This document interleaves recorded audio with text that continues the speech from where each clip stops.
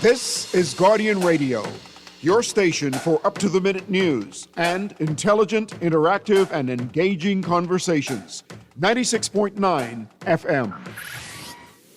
The views and opinions of the hosts and guests are their own and do not necessarily reflect the views of the management and staff of Guardian Radio.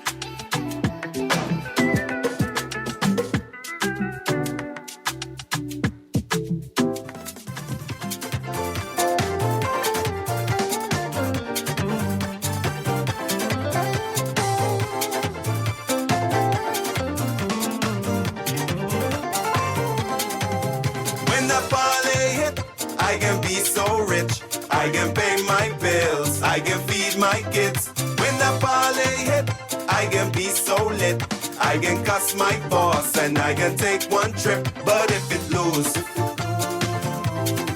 your boy damn is cheat. Good morning this morning and welcome back to Guardian Radio 96.9 FM, your station for fresh news, smart talk all day. It is Thursday, the 20th of November 2025, and you are on the clock with Ride the Wave with Brave Greene. I mean, that sounds strange, hey? It sounds strange to me at first. But let me tell you what happened.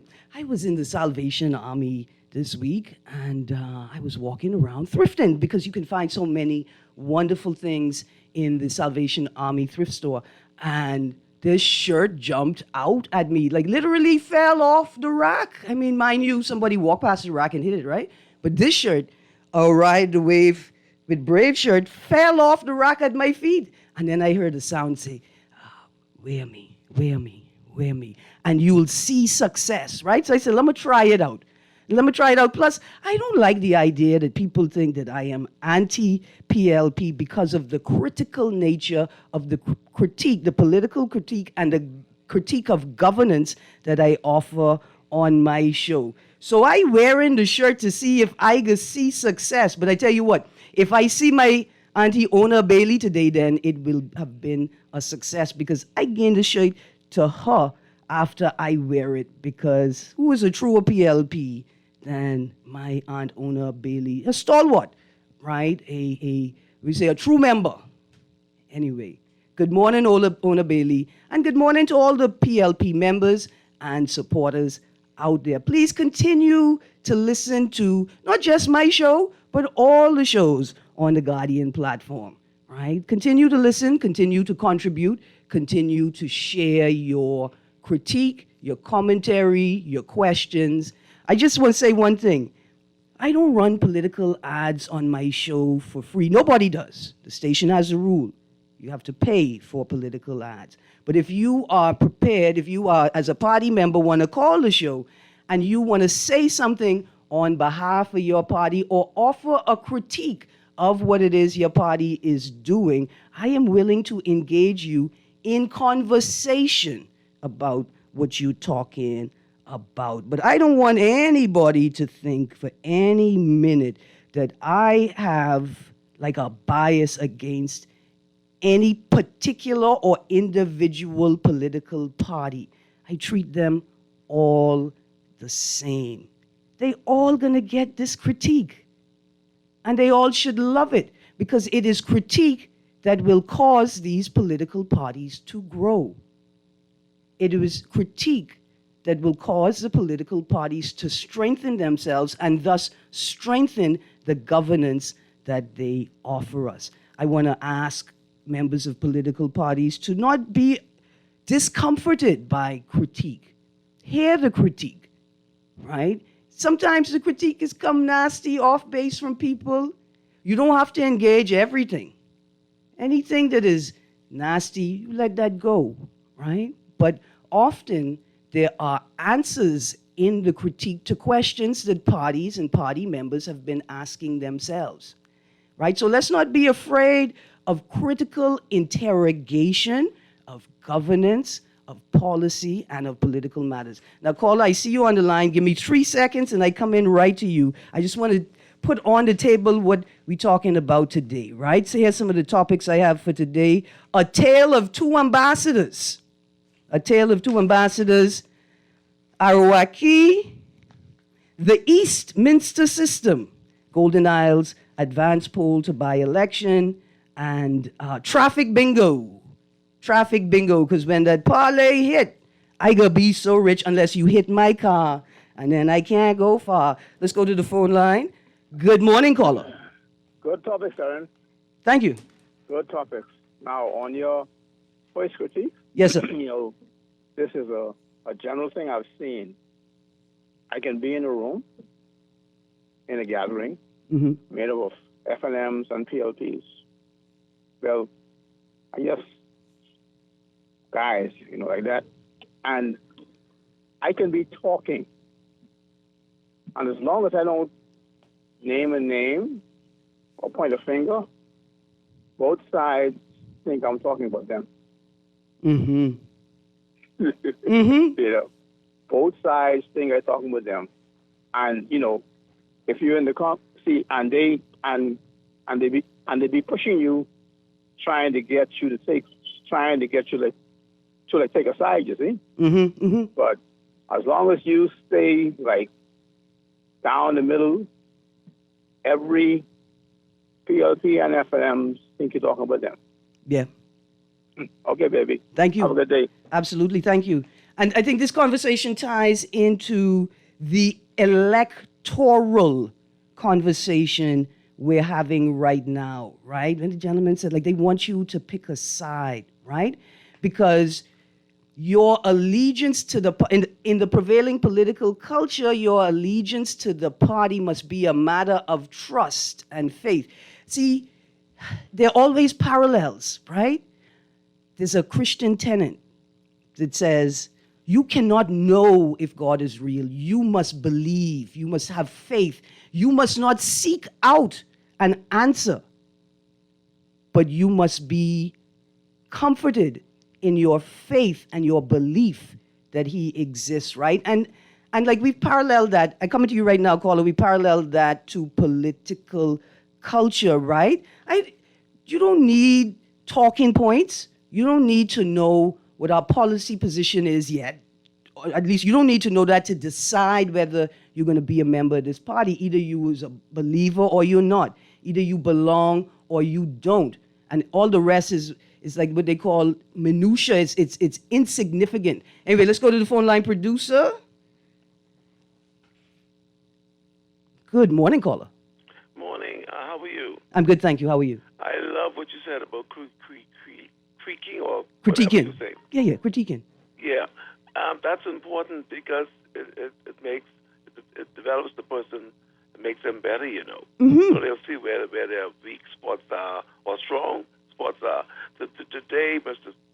Pistock was on this morning, and the questions were posed to him, and it's almost as if he didn't really want to answer them. It's very important with the Information Act. 80 or 90% Bahamians would want that to be enacted, right? And that's something he should consider. His voters are listening to him in Golden Isles, And so I was wondering, I don't understand it. Does he really understand what this thing is about? People want things changed, Yeah. And so you cannot avoid certain questions. I think they asked him some other few questions, and he sort of, the other one was, try to remember. There was two questions they asked him. But he was, at one point, he had a senator being appointed.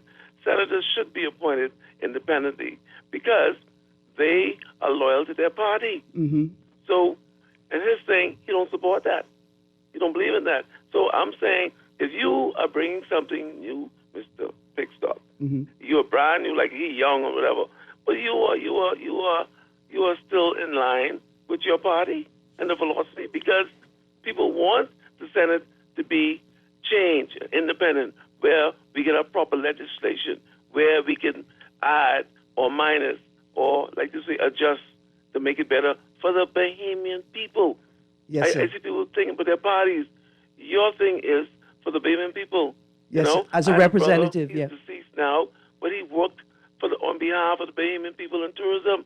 And you should know my brother, David Johnson, former director, Yes, sir. former general manager of Bahamas there. His job was for the country, and he died that way. Yes, you know, sir. so why can't a politician say, listen, yeah, I have a party, I'm associated with the BWF and them, but I'm here to serve the Bahamian people. I can For tell you some why. reason, This- Mr. Pistock has failed. Listen, thank you very much for your contribution. I can tell you why. I got two more callers on the line. Producer, thank you, sir. Prep the next call. I can tell you why. 73(1)(a) of the Constitution says that the Governor General must appoint as Prime Minister the leader of the party that commands the support of the majority of the support of MPs in the House, right? That's why. Right there. That provision in the Constitution right there. Good morning, caller. Good morning, Erin. What I am about to say does not apply to you because your show is different. You are different. I find you to be a very fair individual. But I have called the Guardian on their various talk shows a couple of times when they had the various MPs from different parties on board. When I would ask them questions about the performance of their parties, they cut me off, and they go on like I never was talking. Why is that, man? I thought this was a fair thing, like you are fair on your show, but why do these other radio talk shows, these hosts do such a thing? It's supposed to be a fair, democratic thing. I hear you, sir. I have the answer for you, too, and I'm going to give it to you right now. Thank you for calling, and continue calling. Even the shows who you feel may not entertain your question, that you have asked the question out loud is equally important. I can tell you the answer right now because they don't know, right? The guests, they don't know the answer to that question. And what happens is, in those few seconds, a host is trying to move the show forward without completely and totally embarrassing the guests, right? That's what it is. My Corinne Mitchell showed me one time, after she heard me on a radio show as an LGBTI advocate, she showed me, listen, when you smart, you must help people save face. Even if that person is your enemy, right? It's not your job to help them dig the grave that they are digging. Your job is to throw the dirt back in the grave while they ain't watching, right? And so sometimes hosts don't know how to push the guest to answer the question without appearing to embarrass the guest. Good morning, caller. According days for you, you know I still love with you, Erin. Blessings, Bremen. How you doing? Much the same to you. Thank you.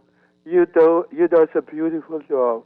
Thank you. Thank you, Bremen. Only you on Chester, you all make Guardian Radio to be that which you're carrying on. Bremen, if the other people ask me, I can lie. I can tell them you ain't say that, but I appreciate what you.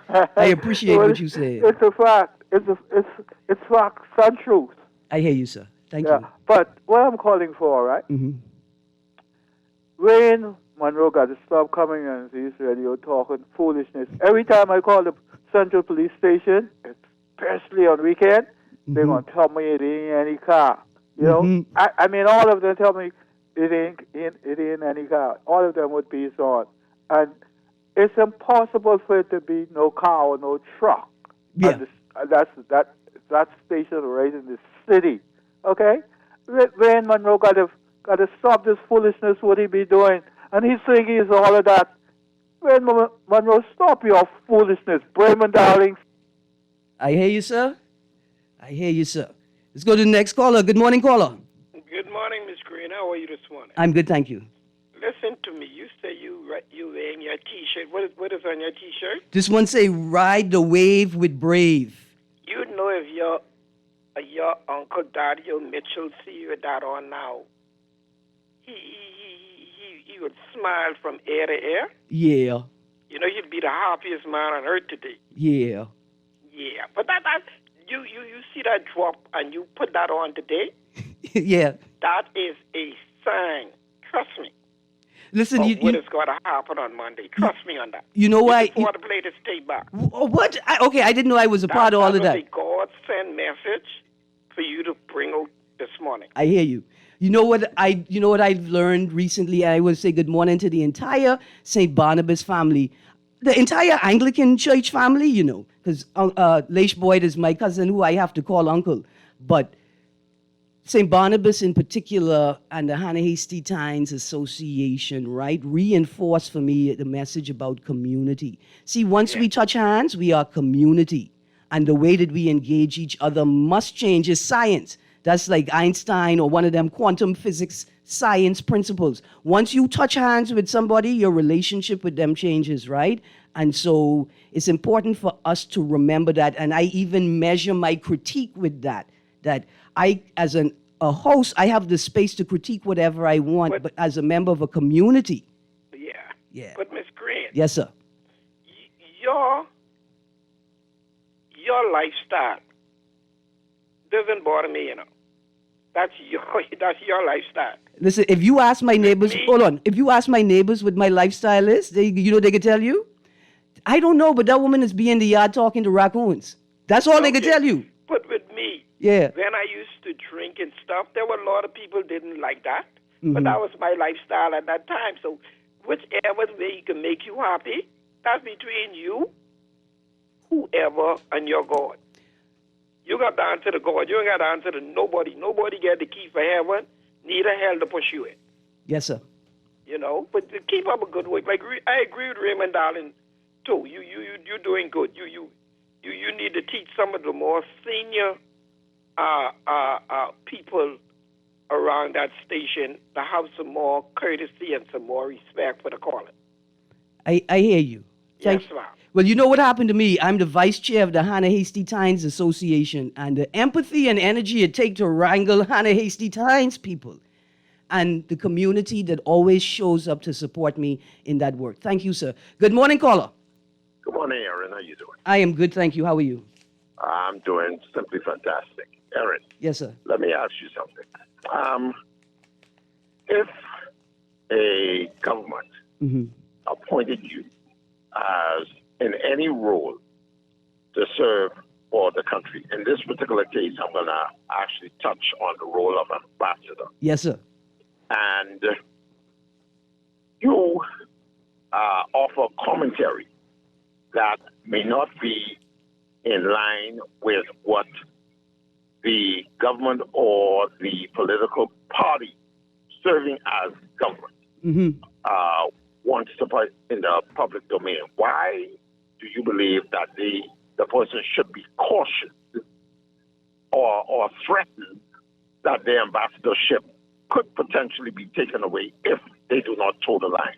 Okay. Does that mean that your right, your personal right is taken away? You cannot speak to the issues as it is on the outside there, even if it goes against the principles that you're trying to project out into the public domain?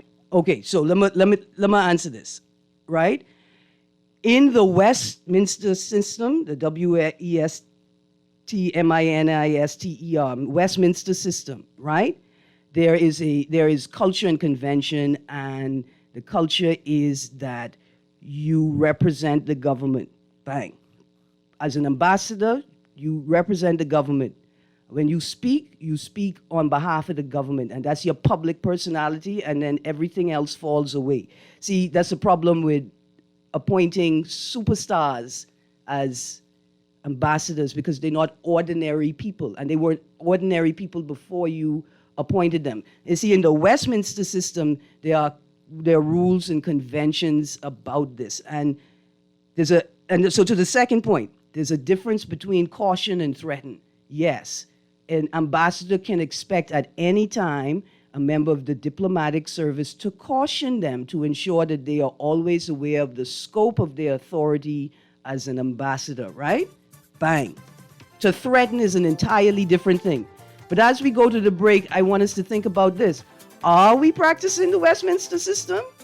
Is it reasonable or fair to ask an ambassador to adhere to a particular culture that nobody else in governance is adhering to? When we get back from the break, callers, please hold the line. I appreciate your patience. If not, call back after the break. A tale of two ambassadors. Sebastian, the office of the Prime Minister. Ambassador appointment. You all knew that Buddy Hield was an ambassador. I mean, we knew that he was an ambassador, but did you know he was an ambassador? Anyway, we're going to the break. We're coming right back. Stay tuned on the clock with Ride the Wave with Brave Greene. Need 100, my light bill kinda high. My girlfriend wants some flowers, she don't get it, she say bye. My car running on E and by my belly full of gas. I so broke, I pull my wallet out, it might be in a gas. I got a plan though, I got a plan though. And trust this ain't a gamble, and trust this ain't a gamble. I see 10 teams who can win, man I know this one get hit. I put everything all in, by tomorrow I'll be rich. When the parlay hit, I can be so rich. I can pay my Man, I can't wait to eat. I am starving. You know our sport never disappoints. Boy, I left my wallet in the room. No way I'm going back. Relax, buddy. You've got your phone, right? Yeah, I do. Perfect. Just pay with $100 from your digital wallet. Good thing $100 transactions are seamless, safe, and convenient. Yep, $100 saved the day. Experience the convenience of Sand Dollar, the digital currency of the Bahamas. Whether you're dining out or anywhere else, Sand Dollar ensures seamless transactions. Join the future of payments with Sand Dollar. At Cleveland Clinic, you set your course, not cancer. So when your journey takes an unexpected turn, you seek out the experts who've conquered it before, and you forge new paths to help fight cancers. For every route to a cure, for every care in the world. See how we're innovating cancer care at Cleveland Clinic today. Join the Bahamas Heart Association for its inaugural golf tournament, proudly presented by Visa and Fidelity Bank on Sunday, November 30th at the spectacular Royal Blue Golf Club. Every swing brings hope and healing to young hearts. Gather your team and play with purpose or make a donation. Tee off for tiny hearts, because every heartbeat deserves a chance. For more details, contact the Surfing to Sassoon Heart Foundation at sassoonheartfoundation.org. This is Guardian Radio, your station for up-to-the-minute news and intelligent, interactive, and engaging conversations. 96.9 FM.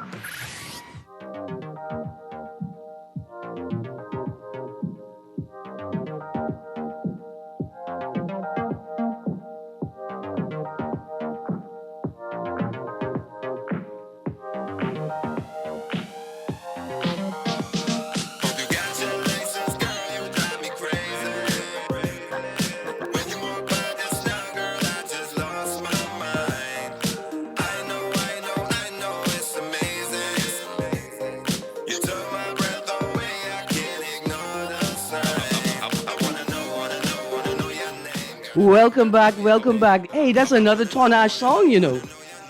Come on, Tonash, what you doing? See, I old and miserable. While this is love song, and he say she just get a license and she don't pay attention to signal. I notice a Bahamian love song. Anyway, you're back on the clock with Erin Greene. Let's go to the phone line. See, we got some guys been waiting. Good morning, caller. Good morning, caller. You still there? Good morning, caller. Good morning, Erin Greene. How you do? I am fine. Let the folk know you got many hats, man. Yeah, man. You know how to use a woman of culture. Absolutely. Thank you. That's what I love about you. You are a woman of culture in every regard. So I like how you promote your culture to your show. Thank you. But I ain't going for that, you know. I got you. You know, it's politics time. I hear you. You say that shade drop on your legs. I telling you right off the rack. You know what I mean, right? What it mean? I mean, my boy Darren Pistock, who speaks for disabled in Senate, is going to win. Okay. Okay, he's a disabled. He's an advocate for the disabled community. Oh yeah, he did a lot. I watch the Senate all the time, and he did a wonderful job. I opened during the rallies. I hope you listen to your show. I think the last rally is the night or tomorrow night. Okay. See, I could be... One half in the morning, I think they're 19 PFP on the morning night, I believe. Listen, I torn because also tonight at the University of the Bahamas there's a symposium as well as a book launch. It's the inaugural Bahamas Love Garvey Grounding. The first event is the launch of the new Daddy Garvey nursery rhyme book and a discussion, a symposium about it as well. Okay, so that's all interesting. They need to start. So what the UB need? We could talk about that next time, but I won't talk about it. But they need a network on these cable networks. To cover these events, eh? Yeah. Yeah, UWI. Oh yeah, there's UETV on Flow on Flow. Right, and cable. Yeah. Oh, okay, great. Both of them. No, I said they need to. All right, I'm saying there is UETV on Flow TV. So no, there's none. Yeah, if there's UWI on Flow TV. Yeah, that's what you mean. Don't watch nothing. Don't watch nothing. You're right. Come on. Right. So they need to put it there. I won't be even on. They need to go big. But they're talking about Darren, talking about the by-election coming up. I'm hoping he win. If he don't win, he took a campaign for the January election and suggest some things.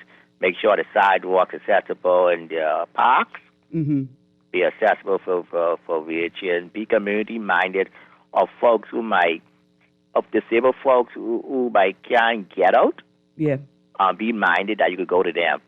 Absolutely. Okay. I didn't know, but I'm glad to know now. Now I can start forming my questions for him. Thank you, Pumpkin Eater. Thank you very much. Let's go to the next caller. Good morning, caller. Hey, morning, Ms. Greene. How you doing? I'm good, thank you. How are you? Hey, right on. I have a quick question, and then I have a statement, right? Okay. Question one, right? Why do people who involved in politics, right, continuously come on talk shows, right, for 2 hours or about an hour, right, and don't ask or request for callers to receive callers? Ain't that counterproductive to being elected? Second statement, right? This agreement. Okay, let's give him a word of advice. Whenever you call the police station, right, and you want a quick response, always say there's a white Caucasian lady in peril. Yeah, and use the word peril because that can cause everybody to panic. I agree with you. Thank you, caller. Let's go to the next caller. Listen, why can't they use drones, right? Like if I get a call, can I send a drone out dead quick to assess so I could triage it and determine who I need to send and how quickly? Anyway, good morning, caller. How are you? Good morning, caller. Are you there? I'm sorry we missed you. Okay, here is a text on the text line. Good morning, Ms. Greene. I get real curious when I hear the leader of the opposition make accusations about passports. Then I hear the chairman of the PLP make statements about Rick Fox keeping his mouth shut. That's a very kind of loose way to frame it. Then at the same time, I hear that the chief passport officer, Simonet, has been appointed as an ambassador. Don't mind, I see the letters that you have there in all caps, so I wouldn't miss them, but I missed them by accident. Wow. Yeah. I wish we had a government that had a culture of explaining the rationale or presenting the rationale behind their decisions to the general public. But apparently we don't. Let's go to the phone line, and then I maybe want to transition A Tale of Two Ambassadors. I don't know if I can get a chance to play traffic bingo on the show. Mind you, I have to play traffic bingo every morning on the way to work. Good morning, caller. Good morning, caller. Hi, good morning. How are you, Ms. Greene? I'm good, thank you, sir. How are you? I'm fine, thank you. I have a couple of things, Ms. Greene. Yes, sir. The first thing is for Rick Fox, that he says that he wants to run. So he can run as an independent and be run in Eleuthera, where I think they would elect him. Okay. The other thing, Ms. Greene, the Western Cemetery is a mess. Yes, sir. They need to have the crew go out there and clean it up.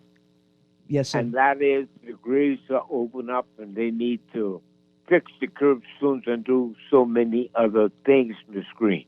Yes, sir. And this is extremely important. If grave sites of graves are open, right? There's a security risk. Are people grave robbing?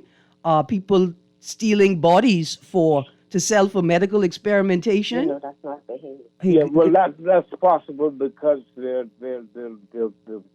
garbage bags, Miss Greene. Mm-hmm. But it's just a sickening sight to see. And it shows why do we have to allow ourselves to be brought to that level? They have no respect for the dead. None. Yes, that's the point I wanted to make. More importantly, this is the indicator of a massive cultural issue where we don't know how to honor the dead. We don't know how to show respect, to commemorate the lives of. And you are absolutely correct, Miss Greene. But please, see if you can conjure up some persons who have some feeling for the dead. And not only that, our graveyards. Let's clean them up, man. Come on. We could do so much better. Please. And I thank you for the time allotted to me. Yes, have a good day. Thank you very much, sir. But we had a little disruption in the line there, but very important points made by the caller. First of all, there should never be a question of the integrity of cemeteries. Second of all, the state has the resources of the entire state to ensure that cemeteries, public cemeteries, are always properly maintained, and it has an obligation to the public to provide oversight to ensure that private cemeteries are maintained according to standards set by professionals in the industry. But this signals something deeper and detrimental to our culture and to ourselves. We have not taught future generations, ourselves, how to honor the dead. And this will come back to haunt us, pun intended. Let's go to the next caller, producer. Good morning, sir. Or ma'am. Good morning to the giggler. Why are you giggling? Don't make me laugh. I already in a laughing mood. No, man, you're trying to spark up things, girl. Thank you. But let me tell you something. Do you think there's a comparison between like graveyards and by-election? No. There is. Oh, tell me. You only clean them up if there's a funeral. Yeah. We only clean up the graveyards if there's a funeral and we put on a show. You know, I work in an area that is close to a church graveyard, and that place is overrun until there's a funeral. There you go. This and is the culture. And that may be the problem for Mr. Textor. Okay, you know, the brown guy, he has been in that area on a deeper level than Mr. Dexter. And all Mr. Dexter is doing now can be seen as surface thing, you know, because after the voting or the funeral is over, things may go back to normal.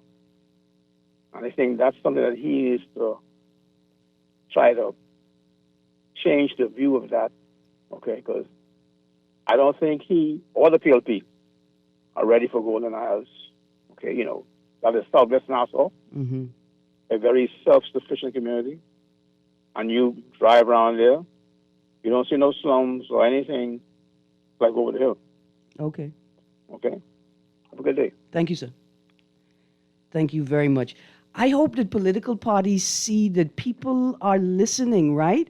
And if political parties create real space to receive feedback and hear critique from people who are supporters, right? They are supporters, and they want their party to grow and be successful. But you got to create a listening ear to receive critique without the negative pushback. Here's a couple of texts. It says, Erin, this PLP troll brown nosing you because you wear that shirt today. No one showed up at the PLP last meet and greet, okay? And questions about mothers and babies being murdered was put to Mr. Pickstock, and he did not answer the question or know how far along this young lady that was just murdered a couple of days ago was, which is alarming. She was 7 months pregnant. That right there is an answer. Also, I wish you could ask Rick Fox's views on some uncomfortable questions like hanging, double murder, abortion, natural resources, sovereign wealth fund, etc., before everyone jumps on the celebrity bandwagon. Beliefs, attributions, and agendas need to be discussed. You are correct. I think we have moved into a realm of like personality politics. But let me get to the text. We got some text here. It says, "Good morning, Miss Greene. I'm a voter in Golden Isles, Bacardi Road. Tell me, Pickstock, I don't appreciate how he came on Morning Blend and didn't take any calls. He remind me of Fred Mitchell." You know, Mr. Mitchell, he does his daily voice note, right? Like the fireside chat. He feel like he talking to y'all enough. I imagine. I don't know. I only had the shit on for like 45 minutes, you know.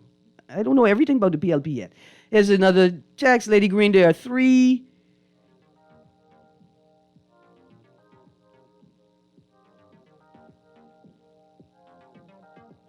Okay, I think the text is saying that we have new cultures in the country that do not exhibit any respect for the dead. The moral fiber of our country, is being destroyed every day, What do we do to resurrect our country today? From Grand Bahama, we are listening. We can talk about it. You guys, I got to go to a break. When we get back from the break, maybe we're going to get to this topic, man. A tale of two ambassadors. I just want to know, what side of the table is Sabah supposed to be on? That's all I want to know. I mean, Tone Ash will know plenty things. I just want to know that one thing. Stay tuned. Guardian Radio, 96.9 FM.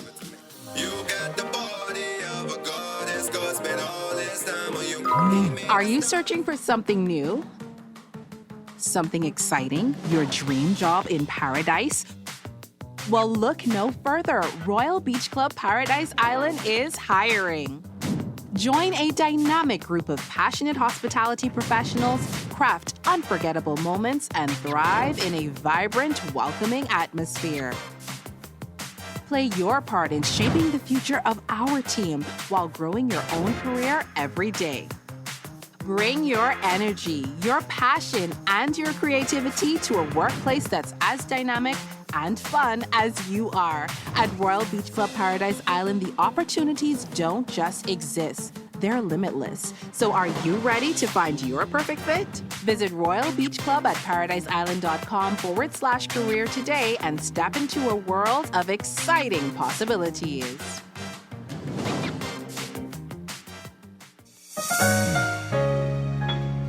This holiday season, give yourself the gift of a fresh start with a personal loan at Fidelity. You could win refreshing prizes like a luxurious spa day, John Boat gift certificates, a cruise for 2, and more. Make that move to a fresh start today. Call 356-7764. Promotion ends December 19th. Fidelity, we're good for you.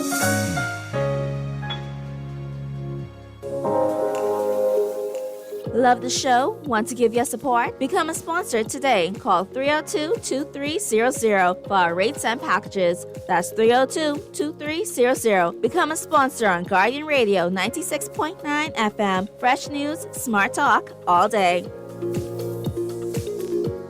This is Guardian Radio, your station for up-to-the-minute news and intelligent, interactive, and engaging conversations. 96.9 FM. Okay, you look so good. I would drink you like rum. Pour you all over my tongue. Beautiful. Girl, I wanna hold you like a cup of Henny. Lick you like food so slam. Slam you like cargo. Love you like Christmas bonus. Squeeze you like my last dollar. Kiss you like food was good. Touch you like road on Friday. Need you like a trip day Zuma. Tell your ma and your pa that they did something special. Welcome back to Guardian Radio 96.9 FM. Man, Tonash, when he say tell your ma and your pa that they did something special, do not let these men them sing to you. You hear that? Anyway, welcome back. Welcome back. I'm going to check the text line. Okay, a tale of two ambassadors. In today's Tribune, we have this headline, Mitchell hints Fox should resign over political comments. And I want to say that normally, right, with a properly functioning Westminster system, we would see plenty resignations. Resignation upon resignation. In fact, it would be an Oprah show. You get a resignation. You get a resignation. You get two resignation, right? That's what we should expect. And so, in a normal system, yes, an ambassador should resign. Like you see when Herschel Walker was confirmed by the Senate, and then he got up and said, yeah, but they asked him, so you going to the Bahamas, what's going to be your focus, your theme, right? Herschel Walker kind of stepped over a line. He said, listen, I'm coming in to deal with China and the drugs, right? It's an inappropriate statement, probably not properly prepared. His first day on the job. I mean, the boy was on the job for like 3 seconds, right? It's an inappropriate statement. You're not appointed as an ambassador to come to a country to deal with another foreign country in the country you've been assigned to, right? But things ain't things. These are not normal times.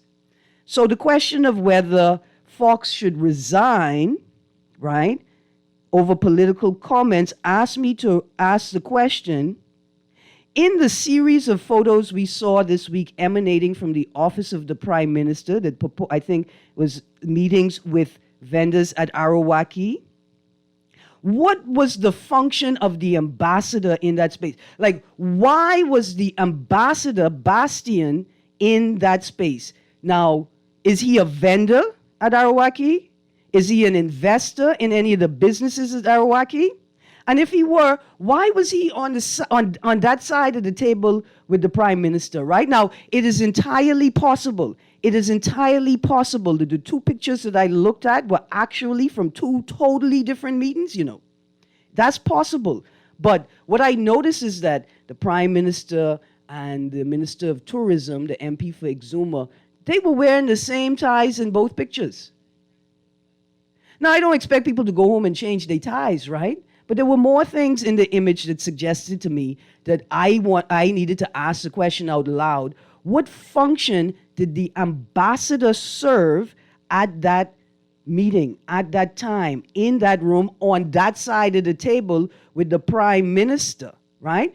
So here's another question. Is it inappropriate for an ambassador, right, who has been nominated as a candidate by a party in the upcoming election, and that party also holds the administration, is it inappropriate for that candidate, who is also an ambassador, to appear to be acting like an MP? Right? And does it matter, since we've thrown away so many of the other tenets of the Westminster system? See, when Kirk Cornish was asked by the police to present himself for questioning, did he? How long did it take? And at what point did somebody in the party remind him that in the Westminster system, you must do the honorable thing? And in this instance, the honorable thing would simply be to present yourself to the police for questioning, right? If we are going to adhere strictly to the Westminster system, then I say, yes, Mr. Fox's comments were completely and totally inappropriate. But since we handing out resignations, let's get that photocopy machine running, because we got tons of resignations to hand out. I want to go to another topic quickly because I know we're running out of time. The Nassau Guardian, F&M wants Campbell gone. Quote, he is clearly conflicted. Now, I took some notes from the story yesterday, and I want to read something directly from that. It is a quote, I think, from Mr. Campbell, and here's the excerpt from the article. The article is, F&M calls for removal of Golden Isles returning officer Neil Campbell. Bang. Here is the excerpt, right? Yesterday, Mr. Campbell pushed back strongly against accusations of political bias including claims he once served as Prime Minister Davis's campaign general.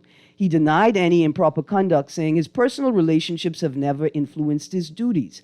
Mr. Campbell acknowledged calling Mr. Davis his, quote, adopted father, close quotes, but said he has long-standing ties across the political divide, noting FNM leader Michael Pintard as his cousin and that he grew up with the FNM candidate Brian Brown. Now look here, on the surface, it's like everything, man, everything cool. That's how we do it, right? But no. See, a presiding officer in the culture is supposed to behave like a judge. You don't know anybody. And you don't talk about knowing anybody.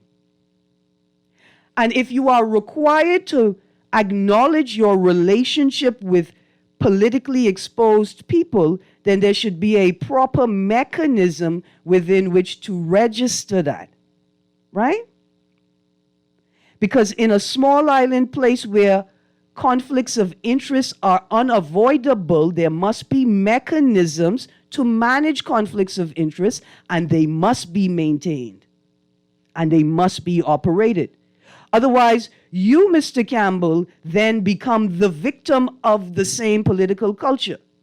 It's incumbent upon you. See, just like with the general orders and political affiliation, it's incumbent upon you to keep your political affiliation, the civil servant generally, not Mr. Campbell specifically. It is incumbent upon the civil servant to maintain the integrity of the secrecy of their affiliation. What has become, let's prep the caller coming to you right now. What has become of the culture is, I's a FNM and they victimize me because it's a PLP government. No. First of all, ain't nobody supposed to know what your political affiliation is. Thus, no victimization is possible. And then if it occurs, then you have to show that whoever took measure to discover this information. Let's go to the phone line. Good morning, caller. Yeah, good morning, Erin. Good morning, Bahamas. Yes, sir. Ms. Greene, I heard you mention the judges now. I almost hang up the phone because they thought you would have preempted me. But just the example that I wanted to use. See, these conflicts of interest in removing people happens on a daily basis in court, in the court system. So we know how to do it. Then a juror happens to know the defendant, what happens in that case? We see it every day. Yeah. Don't they ask the jurors to recuse themselves? Yep, and they have to recompose the panel. Or they replace them with the replacement. Or if they find out that a juror had known someone after a verdict, they have a mistrial and they start over again. Yes, sir. These things happen every day, so it isn't like the politician isn't aware of these things. They're trying to make a big thing out of nothing. The honorable thing for the gentleman to do is just move aside and let someone else get there. What's so hard about that?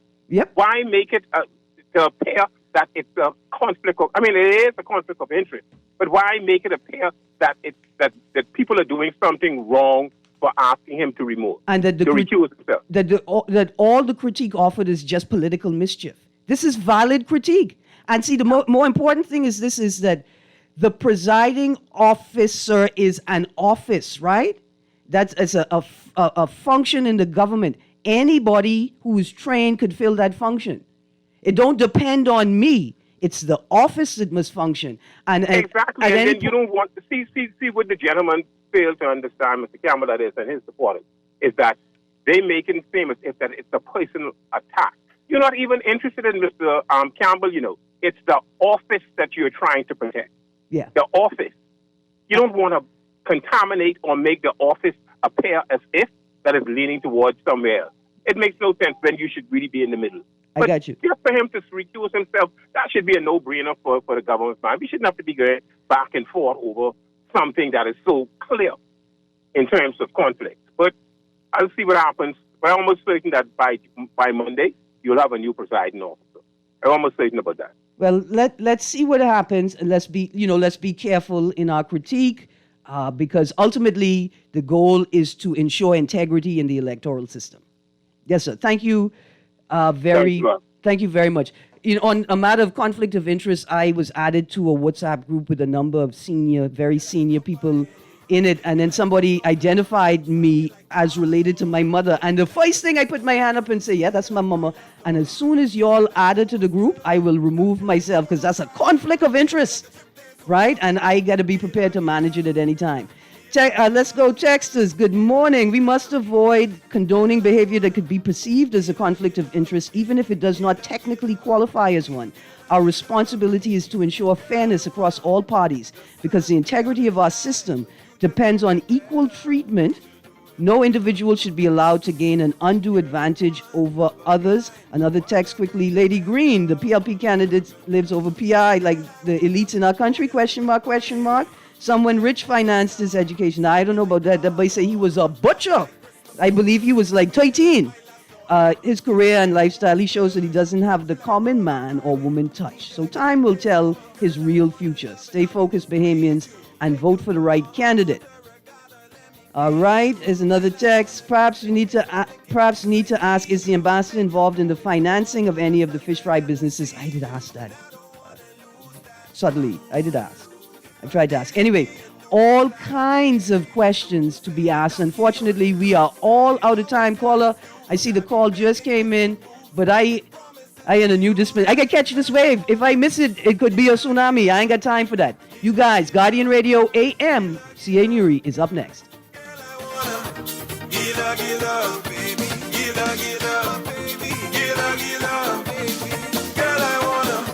The sun gotta shine, but you just do it better. Girl, you